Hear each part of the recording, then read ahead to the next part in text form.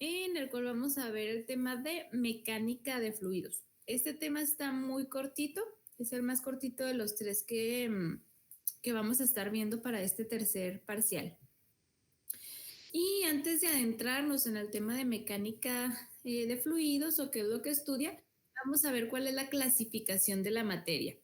Ya habíamos visto en temas pasados que la materia se clasifica en tres estados principales, que es el estado sólido, líquido y gaseoso. En cada uno de estos estados, por ejemplo, si ponemos como ejemplo el agua, pues sabemos que en el estado sólido se forman entre todas las moléculas de agua totales en determinado volumen, están formando puentes de hidrógeno. Entonces forman un estado sólido. En el estado líquido todavía tenemos enlaces libres o puentes de hidrógeno que no se han formado y el agua tiene, o el agua en estado líquido tiene cierta fluidez, mientras que en el estado gaseoso no se forman interacciones directas entre las moléculas, permanecen más aisladas, ¿sí? Entonces aquí tenemos el estado gaseoso. ¿Qué sucede cuando tenemos, por ejemplo, algún, no sé, algún compuesto, alguna sustancia en estado sólido? Si nosotros aplicamos una fuerza, el objeto, digamos aquí es un bloque de hielo, si nosotros aplicamos una fuerza, el bloque pues se va a mover, se va a desplazar en sí como un todo. ¿Por qué? Porque un sólido pues tiene forma propia. Pero en el caso de los líquidos y los gases, estos se adaptan al líquido que los contiene. Si nosotros aplicamos una fuerza, tanto líquidos como gases tienden a fluir. ¿Qué quiere decir con esto? Que se van a deslizar por capas. Entonces, fluidos tenemos tanto líquidos como gases. Un momento.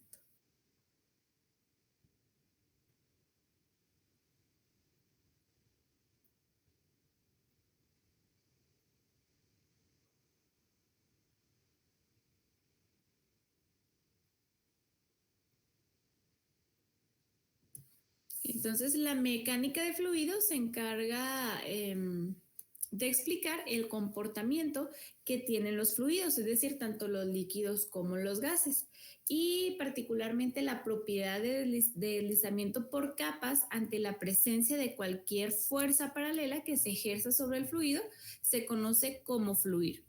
E identifica tanto a líquidos como gases, que son los que se consideran fluidos. Es por ello que se les conoce como fluidos, es decir, son aquellos que pueden fluir cuando se ejerce cualquier tipo de fuerza paralela sobre ellos.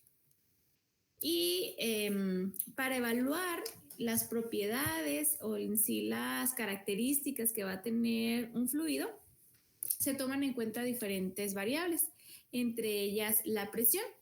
Dado que los gases y los líquidos, como ya mencionaba anteriormente, adquieren la forma del contenedor, existe un contacto entre el líquido y el contenedor, o en sí entre el fluido, ya sea un líquido o un gas, sobre la superficie del recipiente en el cual se encuentra.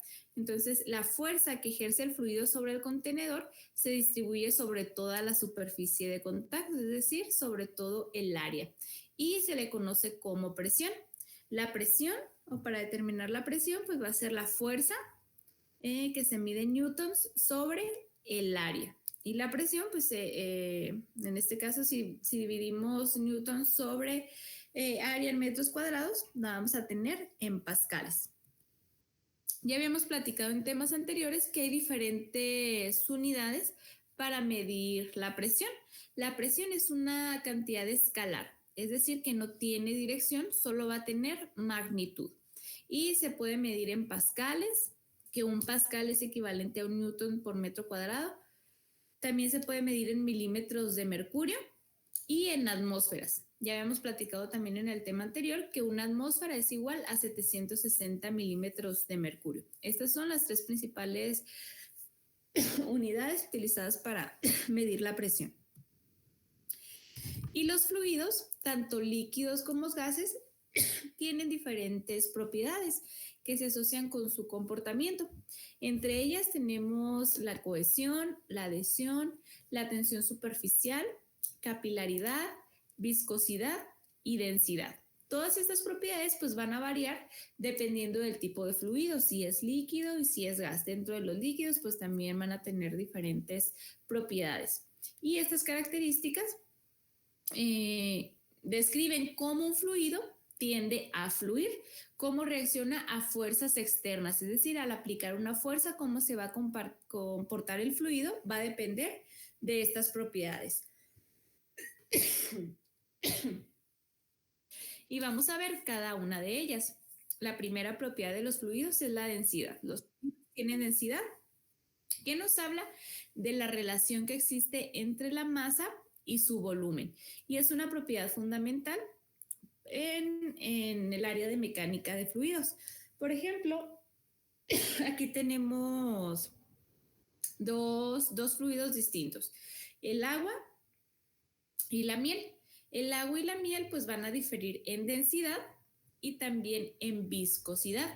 La viscosidad nos habla de la resistencia que va a tener un fluido a fluir, y un fluido que tiene alta viscosidad, en este caso como la miel, fluye más lentamente en comparación con el agua. Aquí vemos que la gota del agua, si digamos que la estamos depositando en mismos unidades de tiempo, el agua fluye más rápidamente porque tiene una menor viscosidad, una menor densidad en comparación con el de la miel, que la miel tiene mayor viscosidad, por ende tiene una mayor resistencia a fluir. Y otra propiedad que tienen los fluidos que también le dan sus características es la compresibilidad, que nos habla de la capacidad que tiene un fluido para disminuir su volumen bajo presión. Digamos que tenemos un gas en determinado recipiente, si nosotros aplicamos presión, este fluido, en este caso el gas, se puede comprimir. Y los gases pues son más compresibles que los líquidos. Esto tiene que ver porque los gases pues tienen una menor interacción, es decir, mayor separación entre moléculas. Al aplicar presión se pueden comprimir en mayor proporción en comparación con un líquido. Otra propiedad de los fluidos es la presión. La presión, pues ya hemos platicado que es una fuerza, en este caso fuerza ejercida por el fluido sobre una determinada área o por unidad de área. Y es una medida de la fuerza normal sobre una superficie. También la presión pues va a estar implicada en el comportamiento que va a tener un fluido, así como la tensión superficial, que es otra propiedad. Esta se debe a fuerzas de atracción que existen entre las moléculas. Por ejemplo, aquí digamos que tenemos un líquido, un fluido, es agua. Las moléculas de agua tienden a formar interacciones, ya sabemos que son puentes de hidrógeno. Entonces, estas fuerzas de atracción que existen entre las moléculas de agua crean una interfaz, en este caso sobre el líquido, que es responsable, por ejemplo, de la formación de gotas. Cuando nosotros dejamos caer agua, va a caer en gotas, es decir, moléculas de agua unidas debido a esta tensión superficial. O también es el fenómeno que nosotros observamos, los insectos que pueden caminar sobre el agua, en este caso sin hundirse. ¿Por qué? Porque el agua tiene cierta tensión superficial, en las cuales las moléculas de agua están interaccionando, o hay tanta atracción entre las moléculas que crean esta tensión. Un insecto, por ejemplo, si ponemos nosotros algo que pues no tenga una densidad tan elevada, como por ejemplo tal vez un pedacito de papel, pues va a quedarse en la superficie, o un cerillo, digámoslo así. ¿Por qué? Porque hay una tensión superficial que lo repele e impida que caiga por densidad. O en este caso también por gravedad. Y otra propiedad es el peso específico. El peso de un fluido por unidad de volumen. El peso pues también va a influir en el comportamiento del fluido. Entonces estas son las principales propiedades. Bueno, también tenemos otra propiedad, pero que aplica principalmente a los líquidos, que es la cohesión. La cohesión nos habla de la fuerza de atracción que mantiene unidas las moléculas de agua de un mismo fluido. Esto también permite, por ejemplo, ver el agua caer en gotas. ¿Por qué? Porque entre las moléculas, aparte de interacción que confieren una tensión superficial, también crea una cohesión. Y esta propiedad pues es casi inexistente en gases. ¿Por qué? Porque en los gases las moléculas ya sabemos que están más separadas, no hay una interacción directa. Pueden llegar a interaccionar, pero al aplicar, por ejemplo, calor en el cual se induzca choque entre moléculas. De lo contrario, pues van a estar separadas, ¿sí?, dentro del recipiente que los contenga. Muy bien, entonces ahora vamos a hablar un poco sobre las leyes que aplican para la mecánica de fluidos.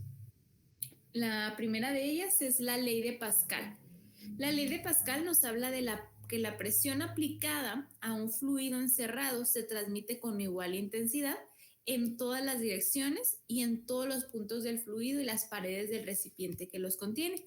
Digamos, aquí tenemos nosotros una jeringa que está conectada a un globo. ¿Okay? El globo tiene agua, al igual que la jeringa. ¿Okay? Aquí tenemos todo el volumen contenido en sí en un recipiente. Si nosotros aplicamos presión a la jeringa, el agua pues, va a empezar a ejercer cierta presión sobre el recipiente, sobre las paredes del recipiente, en este caso sería sobre el globo. Sin embargo, pues la fuerza se va a transmitir en sí en la misma intensidad en todas las direcciones. La presión aplicada va a ser la misma, por ejemplo, en este punto del globo que en este otro o al centro. Entonces, lo que nos dice la ley es que la presión que se ejerce sobre un líquido dentro de un recipiente se transmite con la misma intensidad en todas las direcciones. Eso es lo que nos dice la ley de Pascal. Tenemos también el principio de Bernoulli. Este principio pues, nos relaciona principalmente la presión y la velocidad, es decir, en un determinado... ¿Por qué crees que se me andaba marcando? El principio de Bernoulli nos dice que un fluido cuando se encuentra, en un fluido que se encuentra en movimiento, la presión y la velocidad tienen una relación inversa. ¿Qué quiere decir esto? Que si nosotros aumentamos la presión, la velocidad va a disminuir. Son inversas, presión y velocidad. Si nosotros disminuimos la presión, la velocidad va a aumentar. Es lo que nos habla el principio de Bernoulli, nos relaciona presión y velocidad y nos dice que son inversamente proporcionales. Y pues también los fluidos, bueno, podemos tener flujo que se llama laminar o flujo turbulento. Esto tiene que ver con la velocidad que se ejerce sobre determinado fluido. Por ejemplo, cuando tenemos bajas velocidades, ya sea sobre una tubería o por ejemplo, en un capilar, en un vaso sanguíneo, en una arteria. Cuando tenemos una baja velocidad del fluido, los fluidos van a fluir con un movimiento más suave. A eso se le conoce como un movimiento o un fluido laminar. Sin embargo, cuando la velocidad es alta, el movimiento también se complica y esto hace que el flujo sea turbulento cuando tenemos velocidades altas. Es decir, cuando tengamos mayor diámetro, velocidades altas, alta densidad, y cuanto menor sea la densidad, el flujo va a ser turbulento. Ahorita más adelante vamos a platicar un poco más sobre estos dos tipos de fluidos. Y tenemos una ecuación de Bernoulli. La ecuación de Bernoulli pues, nos puede brindar información respecto a la presión, las velocidades, respecto al diámetro de, en este caso, un recipiente, o podemos hablar también que contiene un fluido. Porque en medicina pues lo podemos asociar. Este principio pues aplica, por ejemplo, para conocer la velocidad, el punto de presión, digamos, en una tubería. Pero si hablamos en el área médica, pues también nos ayuda a poder calcular velocidades, diámetro, por ejemplo, o altura de determinado capilar, vena, arteria o de alguna cavidad específica en la cual va a estar fluyendo pues ya sea un líquido o un gas. Y en la ecuación de Bernoulli pues nos compara dos puntos, por ejemplo que tengamos una bifurcación de una arteria a una vena. Entonces cambia el calibre y por ende puede cambiar la presión, así como la velocidad cuando tenemos dos puntos distintos. Entonces la ecuación nos relaciona una presión en un sistema inicial y una presión final, cuando cambiamos, por ejemplo, el diámetro o cambiamos las condiciones. También nos va a relacionar las velocidades en puntos correspondientes, velocidad inicial, velocidad final, o velocidad 1 y velocidad 2. Nos relaciona también la densidad del fluido, porque la densidad ya vimos que es una propiedad que va a influir, en este caso, en el comportamiento del fluido. Y también nos relaciona la gravedad o la constante gravitatoria, que es 9.81 metros sobre segundo cuadrado. En general, pues la ecuación de Bernoulli nos va a describir el comportamiento que va a tener un fluido moviéndose a lo largo de una corriente, ¿okay? Ya sea una tubería, ya sea una vena, una arteria. ¿Okay? Nos va a medir, describir el comportamiento que va a tener el fluido en condiciones de presión, de velocidad, de diámetro. ¿Sí? En este caso, pues la presión se va a estar en pascales, la velocidad en metros por segundo, la altura en metros, la densidad en kilogramos por metro cúbico y la gravedad, pues 9.81 metros sobre segundo cuadrado. Tenemos otra ecuación que también está relacionada con el principio de Bernoulli, que nos va a relacionar en este caso área y velocidad y se conoce como la ecuación de continuidad. Esta ecuación es una ecuación que nos explica que la cantidad de un fluido que entra es la misma cantidad que va a salir, independientemente que tengamos cambios de área.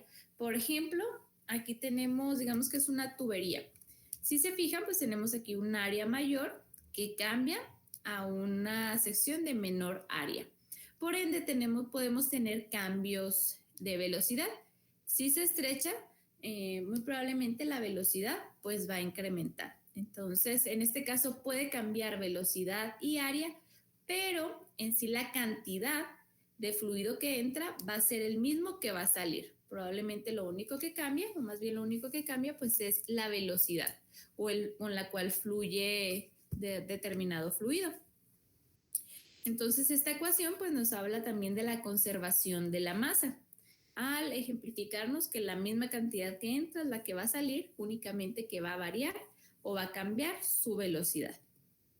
Y esta ecuación de continuidad pues nos es aplicable para medicina, porque un ejemplo común en el cual se calcula el área, por ejemplo, de una válvula cardíaca, que esto se hace cuando la válvula presenta estianosis. La estianosis es un estrechamiento. Por ejemplo, aquí tenemos una válvula cerrada sana, tiene determinado diámetro que ya es conocido, un área determinada, pero este va a cambiar cuando presenta estianosis, es decir, cuando tiene cierto estrechamiento. Por ejemplo, aquí vemos una válvula aórtica sana cuando está abierta, cuando está enferma, pues vemos que disminuye el área. Entonces, esto lo podemos determinar o los cambios en el área de determinada válvula mediante una ecocardiografía de Doppler. Esta permite medir puede determinar cambios o nos permite determinar el área en base a las velocidades del flujo sanguíneo. Nos puede medir las velocidades a través de las válvulas cardíacas. Y aquí tenemos un ejemplo en el cual podemos determinar el flujo sanguíneo, cómo va a cambiar, utilizando la ecuación de continuidad. ¿Okay?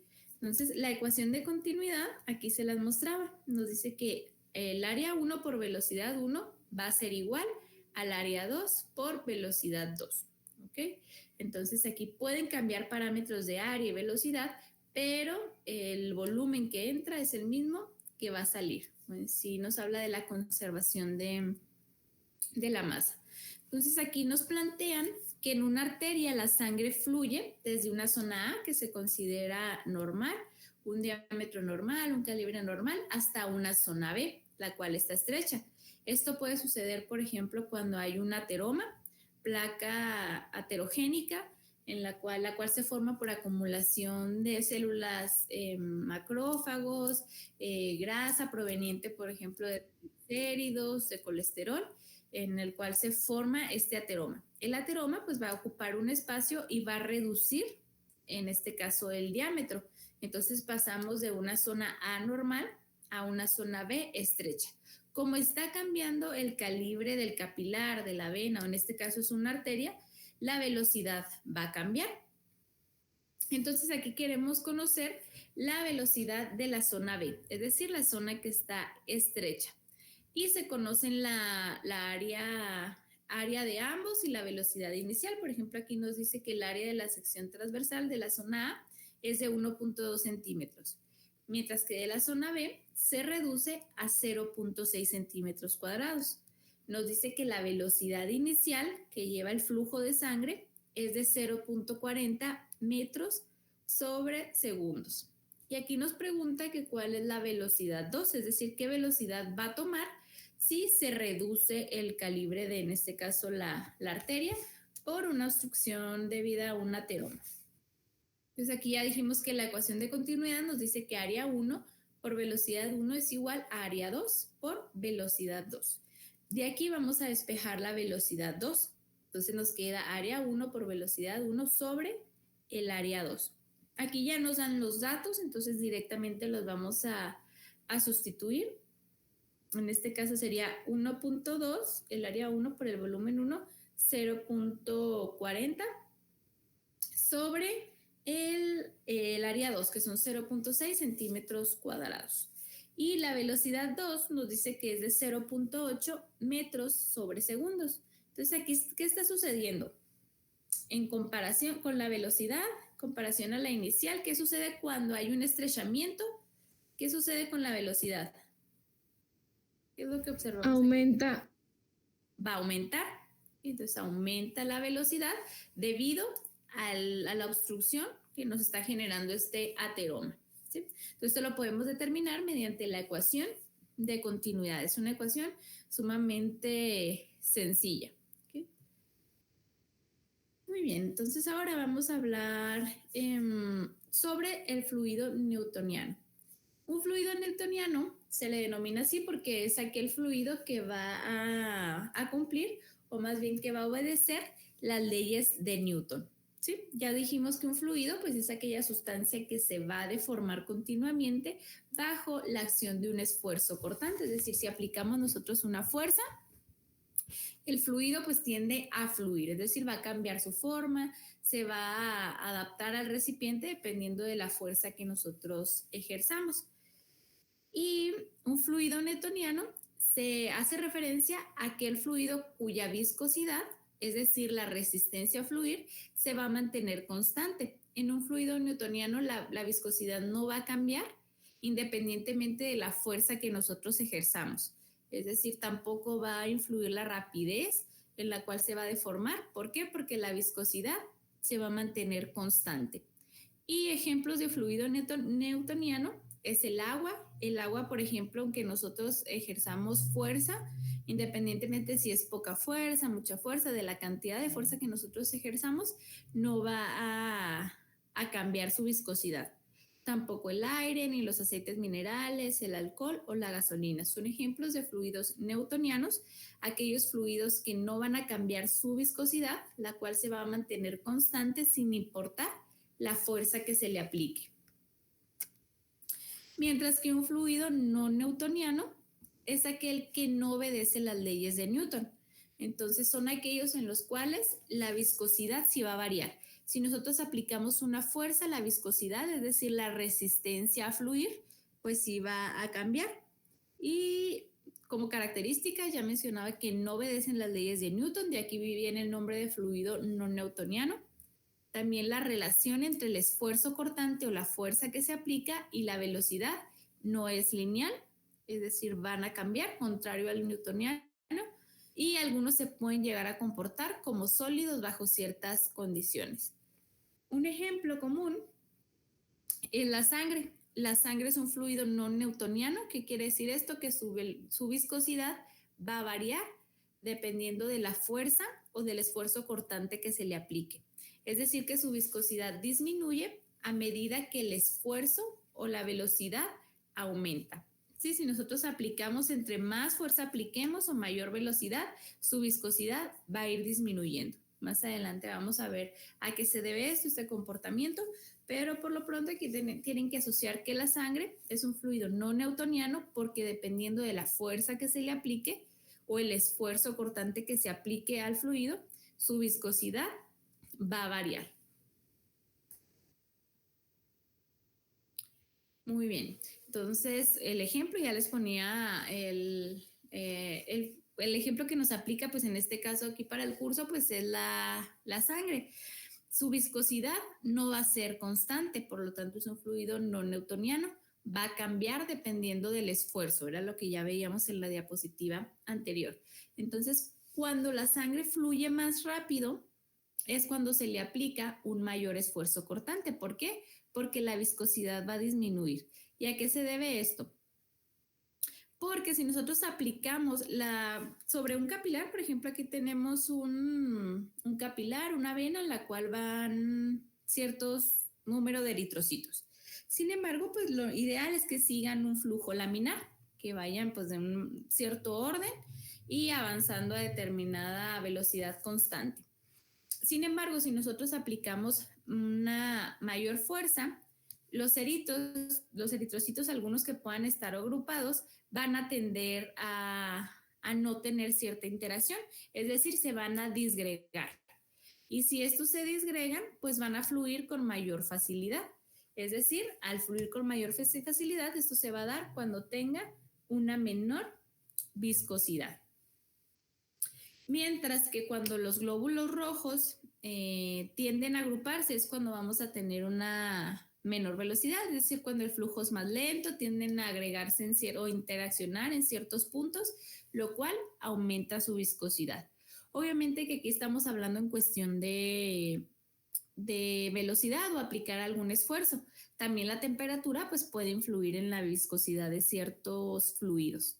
Pero aquí pues lo vamos a asociar primordialmente al aplicar una fuerza. La sangre es un fluido no newtoniano porque al aplicar alguna fuerza cortante, algún esfuerzo, va a disminuir su viscosidad. Bien, entonces ahorita al inicio de la diapositiva ya platicábamos un poquito sobre el flujo laminar o flujo turbulento.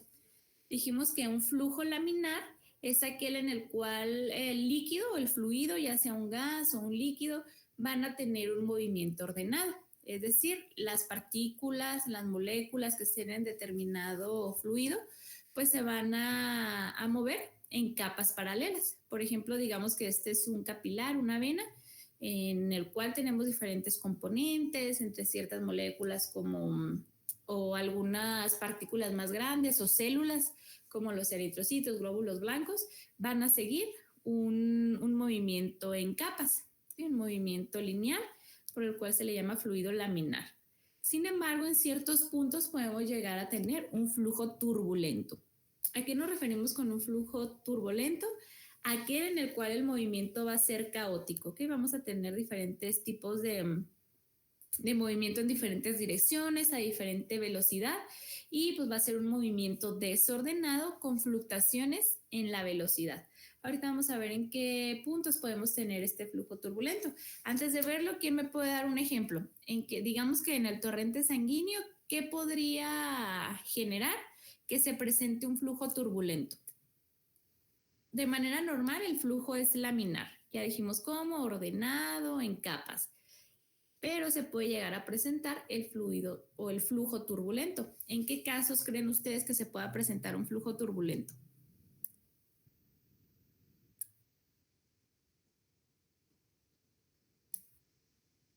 En un estrechamiento. En un estrechamiento, ¿ok? ¿Y qué puede generar un estrechamiento?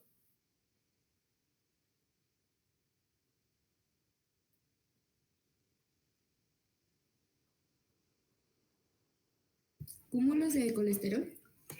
Ya veíamos ahorita, por ejemplo, placas aterogénicas, cúmulos de colesterol entre células y colesterol y triglicéridos. Muy bien, ahorita vamos a ver más adelante otro ejemplo o ejemplos en los cuales podemos cambiar, pero es uno de ellos. Vamos a ver primero pues detalladamente las características de cada uno de ellos. Ya dijimos que en el flujo laminar las partículas van a seguir una trayectoria paralela, ordenadas y suaves. No van a tener mezcla transversal. La velocidad suele ser más baja y uniforme en la dirección del flujo.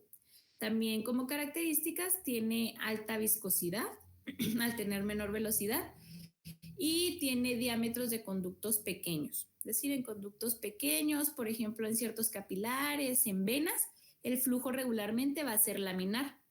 ¿Qué quiere decir esto? Que, por ejemplo, en arterias que el calibre es mayor, podemos llegar a tener flujo turbulento. mientras que entre menor sea el diámetro, el flujo va a ser laminar. ¿Por qué? Porque al ser menor el diámetro no hay mucha oportunidad de movimiento transversal, sino que van a seguir una línea paralela o una trayectoria paralela. Ejemplos de un flujo laminar, pues es la sangre fluyendo en arterias sanas o en venas sanas que no tienen obstrucción por algún tipo de ateroma. También el flujo del aceite en un sistema industrial, y aquí vemos otros tipos de ejemplos. El inicio de humo de un incienso. Cuando ustedes prenden un incienso, primero se va a ver como un flujo laminar, es decir, un flujo lineal. Ya cuando alcanza determinada distancia, pues empieza a dispersarse, es decir, cambiamos a un flujo turbulento. Y el flujo del aire en una ala de avión para crear sustentación también debe ser laminar. Mientras que en el flujo turbulento, pues el movimiento va a ser caótico, es desordenado, es aleatorio y tenemos variaciones o fluctuaciones en la velocidad. En cuestión de la velocidad, pues esta va a cambiar continuamente y hay mezcla de masa entre las capas. Entonces podemos cambiar de baja a alta velocidad de manera, o sea, que tenga fluctuaciones. Como características, el turbulento va a surgir primordialmente en áreas que tengan alta velocidad, que tengan baja viscosidad. ¿Por qué? Porque de esta manera tienen más movimiento las partículas, las moléculas, y regularmente el turbulento se da en diámetros de conductos grandes, es decir, en ciertas cavidades, en este caso en las arterias que tienen un calibre mayor a las venas o a los capilares. Y como ejemplos de un flujo turbulento, pues puede ser la sangre fluyendo en una vena obstruida, como ya veíamos ahorita, o nos daba el ejemplo una de sus compañeras. Otro ejemplo de un flujo turbulento, pues es el humo de un incienso que se empieza a dispersar después de un tramo laminar. Era lo que les explicaba ahorita. Prenden un incienso, el primer flujo va a ser laminar, llega a un punto en el cual se empieza a disipar o a dispersar y se presenta ya el flujo turbulento. O si dejan caer tinta, por ejemplo, en agua, ustedes lo van a ver que va a seguir como un flujo desordenado. En este caso estamos hablando de la interacción de dos fluidos, en la cual el flujo de la tinta en este caso sería turbulento. O bien corrientes de ríos con obstáculos. Si tenemos, por ejemplo, rocas, algún tronco, algo que está obstruyendo en sí el flujo que debería ser lineal, podemos tener ciertas fluctuaciones, cambios de dirección, de velocidad, llevando a un flujo turbulento. Y bueno, aquí tenemos un ejemplo. Ya les decíamos que ya les mencionaba que en la sangre, en las arterias, en sí el flujo debe ser laminar, ¿ok? Sin embargo, hay ciertas cuestiones en las cuales podemos cambiar de un flujo laminar a un flujo turbulento. Ya nos daban el ejemplo ahorita de cuando ahí se presenta aterosclerosis, acumulación de una placa aterogénica ya sea en ciertas venas, lo cual pues va a obstruir y va a llevar a que en este tramo pues, se presente un flujo turbulento, ¿okay? Que va a cambiar la velocidad, y de otras también en las cuales otras cuestiones puede ser cuando se presenta una trombosis, es decir, la formación de un trombo tras una lesión vascular, y también otra puede ser la bifurcación vascular. En una bifurcación, pues vamos a cambiar de zonas de menor a una de mayor diámetro. Siempre que cambiamos a una de mayor diámetro, pues se puede presentar el flujo turbulento. Muy bien, ya la última parte del tema nos habla del número de Reynolds. No sé si tuvieron la oportunidad de leer el tema. Este número de Reynolds es un número adimensional que nos va a ayudar a predecir el tipo de flujo, es decir, si el flujo es laminar o el flujo es turbulento. Cuando el flujo es laminar, vamos a tener un número de Reynolds bajo, menor que 2000. Este se va a calcular, ahorita vamos a ver la fórmula para calcular el número de Reynolds, pero nos ayuda a predecir si el flujo es laminar, cuando es menor a 200, o si es turbulento, cuando es laminar cuando es menor a 2000 y turbulento cuando es mayor a 4000. Cuando está en el inter entre 2000 y 4000 se dice que es un régimen de transición. ¿A qué nos referimos con esto? Es un punto en el cual podemos cambiar de tener un flujo laminar a tener un flujo turbulento. Y bueno, tenemos una fórmula para calcular este número de Reynolds que nos relaciona fuerzas inerciales con fuerzas viscosas, es decir, la fuerza que va a ejercer o cómo cambia la fuerza de acuerdo a la viscosidad que va a tener diferente fluido, ya sea un gas o un líquido. Para calcular el número de Reynolds, esta fórmula nos relaciona la densidad, que se multiplica por el diámetro interno de una tubería, o en este caso el calibre de alguna vena, alguna arteria. Se multiplica por la velocidad que tiene el fluido sobre la viscosidad que tiene determinado fluido. Y nos va a dar valores, como ya les mencionaba ahorita, pues ya dependiendo si son menores a 2000, es un flujo laminar, mayor a 4000, es un flujo turbulento. Nos ayuda más bien a describir el flujo. Y pues se usa, el número de Reynolds es utilizado en el área médica, específicamente en el área de hemodinámica, en el estudio del flujo sanguíneo, para determinar si la sangre fluye de forma laminar, es decir, de una forma ordenada, o si está fluyendo de manera turbulenta dentro de los vasos sanguíneos. Y aquí tenemos un ejemplo para determinar fluctuaciones o qué tipo de fluido tenemos en la arteria carótida. Nos dice que se quiere determinar si el flujo sanguíneo en la arteria carótida es laminar o es turbulento. Y se conocen los siguientes datos. Nos dan la densidad de la sangre. Para este cálculo, la densidad tiene que estar en kilogramos por metros cúbicos, que en este caso es de 1060. La viscosidad dinámica de la sangre, que es de 3.5 por 10 a la menos 3 pascales por segundo. El diámetro de la arteria carótida, que es de 6 por 10 a la menos 3 metros. El diámetro es en metros. La velocidad media del flujo sanguíneo, que es en metros sobre segundos. Muy bien. Entonces aquí ya nos dan los datos.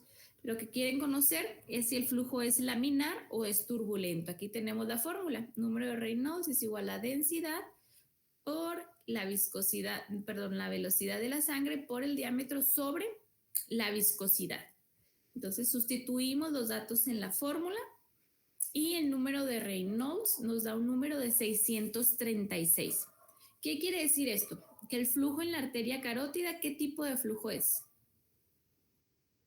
Laminar. Es laminar. ¿Cómo lo sabemos? Porque tiene un valor menor a 2000. Ya dijimos que cuando el número de Reynolds es menor a 2000 es un flujo laminar. Mientras que si hubiera resultado arriba de 4000 sería un flujo turbulento y entre 2000 y 4000 sería un flujo transicional. ¿Qué quiere decir esto? Que podría tener fluctuaciones entre laminar y turbulento. Pero con el valor que obtuvimos aquí, el flujo es laminar. Es decir, que la sangre está fluyendo de manera normal a través de la arteria carótida. Entonces, es lo que engloba en sí este tema. Tiene más divergentes, pero aquí pues profundizamos en lo que es o que aplica al área médica, al área clínica. Sí, como pueden ver, el tema es muy cortito, lo vimos en una clase y es el más cortito de los 3 que vamos a ver en este último parcial. De lo que vimos, ¿alguna duda?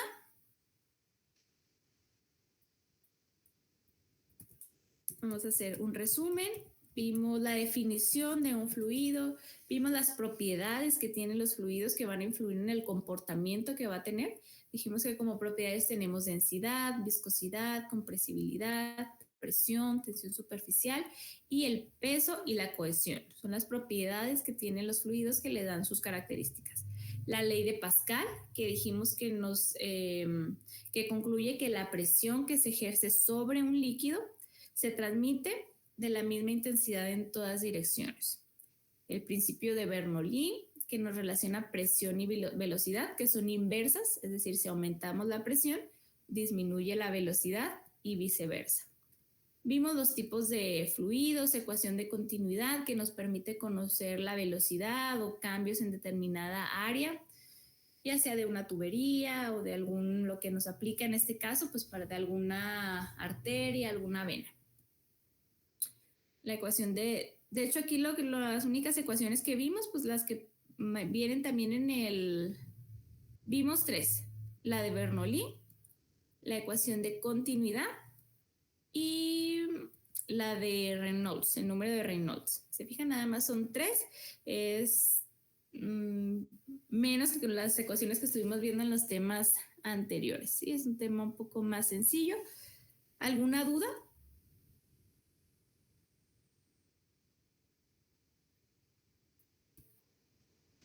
¿No?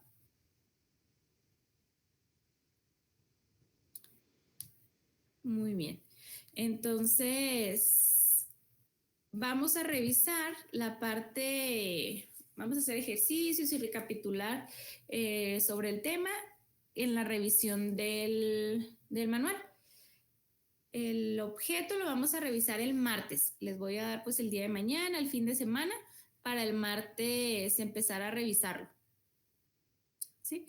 El miércoles pues ya empezamos con los siguientes temas que van a estar pendientes: enzimas y carbohidratos. ¿Sí? Porque el examen está programado para el 21 de noviembre, ya va a ser nuestro último examen. Entonces el martes, entonces estamos en el entendido, el martes hay que llevar su actividad de integradora y pues contestado el objeto, porque vamos a empezar a revisar. ¿Ok? ¿Alguna duda hasta aquí?